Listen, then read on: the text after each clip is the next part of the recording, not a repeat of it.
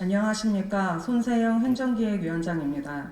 본 위원은 이번 행감 추경 결산을 통해 느낀 우리 구 예산 집행의 문제점과 건전한 재정 운용을 위한 몇 가지 제안을 하고자 합니다. 2021년 세입 결산 기준 우리 구도 예산 1조 원 시대를 열었습니다. 5년 평균 세입 증가율이 16%에 달합니다.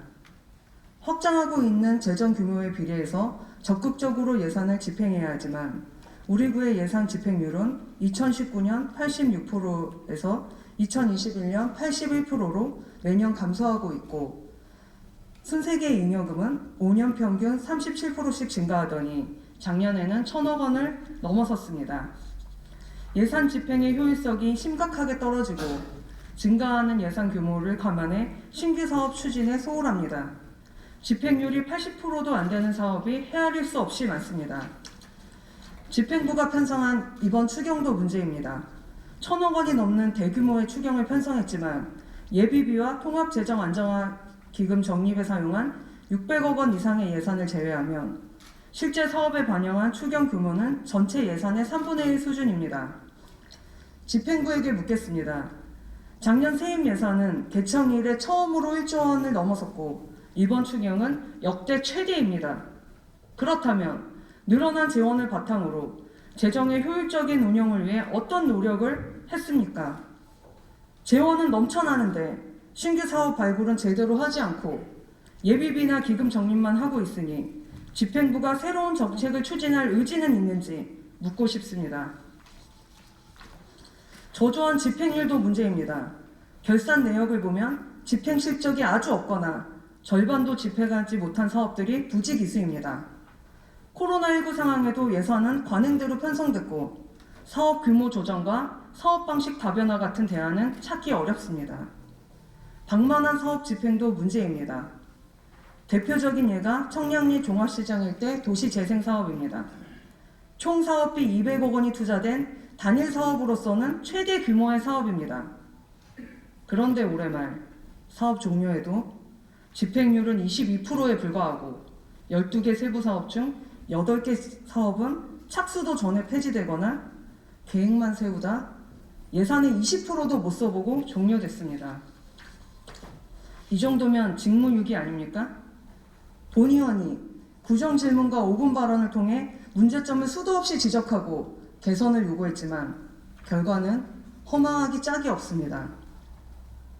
본 의원은 청량리 종합시장 일대 도시재생 사업 전반에 대하여 감사 담당 간의 특정 감사를 구청장에게 요구합니다.